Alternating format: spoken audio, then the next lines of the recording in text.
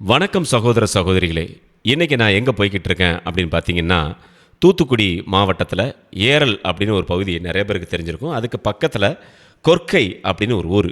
கொர்க்கைன்னு சொன்னோன்னே உங்கள் எல்லாருக்குமே தெரிந்திருக்கும், பாண்டிய மன்னர்களின் துறைமுகம் இருந்த ஒரு இடம்தான் இந்த தூத்துக்குடி மாவட்டத்தில் இருக்கக்கூடிய கொர்க்கை அப்படின்னு. இந்த கொர்க்கை அப்படிங்கிறத விட கொர்க்கை துறைமுக நகர் அப்படின்னு சொன்னால் தான் நிறைய பேருக்கு தெரியும்.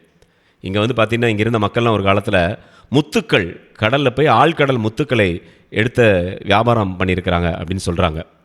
இந்த முத்துக்கள்லாம் சாதாரண இடங்கள்லேருந்து வந்து வியாபாரம் பண்ணல, வெளிநாடுகளிலிருந்து நிறைய வியாபாரிகள், ஏன் இந்த கொர்க்கை துறைமுகத்து முத்துக்கள் கிளியோபாட்ரா அரசியினுடைய ராஜ கிரீடத்தை அலங்கரித்ததாக வரலாற்று குறிப்புகள் இன்றைக்கும் இருக்குது. அப்பேற்பட்ட ஒரு முத்து நகரம் அப்படின்னு சொல்லலாம். முத்துக்கள் அவ்வளோ தூரம் விளைஞ்சி எடுத்திருக்கிறாங்க. பாண்டிய மன்னன் தன்னுடைய கப்பல் படைதளத்தை இந்த கொர்க்கை முத்துக்களுக்கு பாதுகாப்பாக நிறுத்தி வைத்திருந்தான் அப்படிங்கிறது தமிழருடைய வரலாறில் முக்கியமாக பார்க்கப்படக்கூடிய ஒரு விஷயமாக இருக்குது.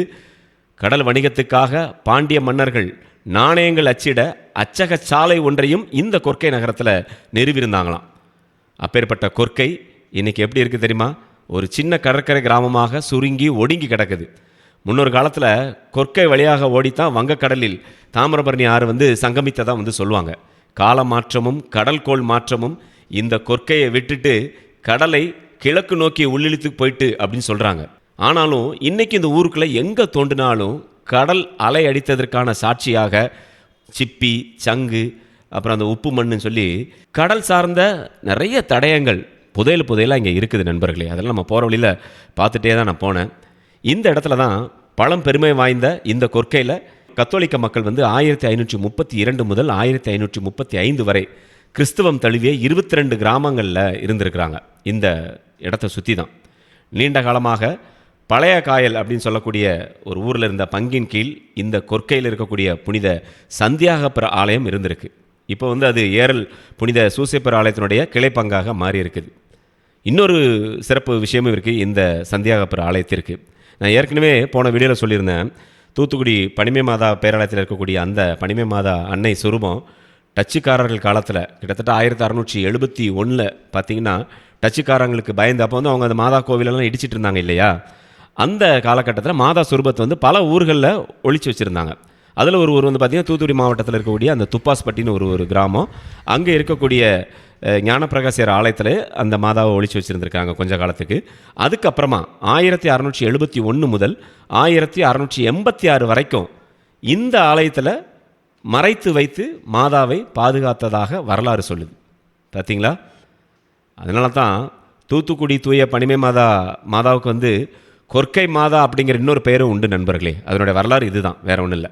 சரி வாங்க, இந்த பழமையான ஆலயம் பழுதடைந்த போது அருட்பணி ஆஸ்வால்ட் அவர்கள் பணிக்காலத்தில் மேதகடி அம்ப்ரோஸ் ஆண்டகையின் நிதி உதவியுடன் 1978 ஆண்டு புதுப்பிக்கப்பட்டிருந்திருக்கு. 1940 புனித ஞான பிரகாசியர் தொடக்கப்பள்ளி ஆரம்பிக்கப்பட்டு 1960 நடுநிலை பள்ளியாக உயர்த்தப்பட்டிருக்கு. ஊரின் பழமைக்கேற்ப பல மக்கள், பல இனத்தைச் சேர்ந்த மக்களும் ஒற்றுமையாக வாழ்ந்து வரக்கூடிய இந்த ஒரு அழகான ஒரு ஊர் தான் கொர்க்கை. இந்த ஊரில் தான் புனித சந்தியாகப்பருடைய ஆலயத்தை நான் பார்த்தேன். ரொம்ப அருமையான ஒரு ஆலயம்.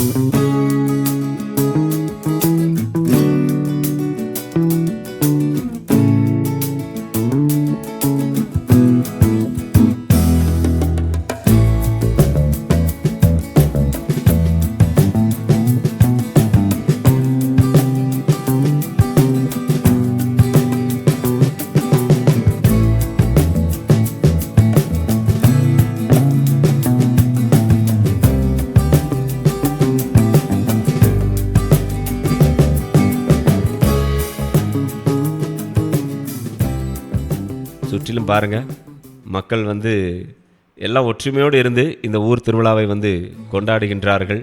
இப்போ தான் கொடியேறி இருக்கான். வரக்கூடிய சனி ஞாயிறு அன்று தான் திருவிழா அப்படின்னு சொன்னாங்க. ரொம்ப எனக்கு ஒரு எப்படி சொல்ல, ரொம்ப மகிழ்ச்சியாக இருந்தது. எப்பேற்பட்ட பெருமை மிகுந்த ஒரு ஊர் கொர்க்கை.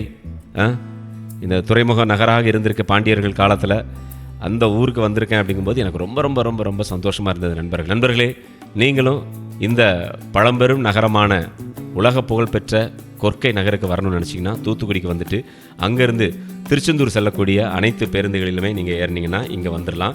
இல்லை ஏரலுக்கு போகக்கூடிய பேருந்துகளில் ஏறியும் நீங்கள் வரலாம். சரிங்களா? மறக்காமல் வாங்க, புனித சந்தியாபரன் அருளை பெறுங்கள். நண்பர்களே, நம்ம சேனலை இது வரைக்கும் நீங்கள் சப்ஸ்கிரைப் பண்ணாமல் இருந்தீங்கன்னா சப்ஸ்கிரைப் பண்ணி சப்போர்ட் பண்ணுங்கள். மீண்டும் மற்றும் ஒரு பதிவில் உங்களை சந்திக்கின்றேன். அதுவரை உங்களிடமிருந்து வணக்கம் கூறி விடைபெறுவது உங்கள் அன்புக்கு சொந்தமான உங்கள் அன்பு அறிவிப்பாளர் ஆர். ஜூடு. வணக்கம் அன்புள்ளங்களே.